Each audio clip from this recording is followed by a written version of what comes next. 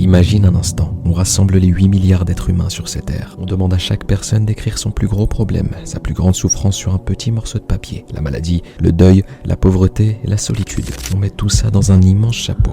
Maintenant, imagine qu'on te force à piocher un papier dans ce chapeau. Mais attention, si tu refuses celui que tu as pioché, tu dois reprendre tes propres problèmes.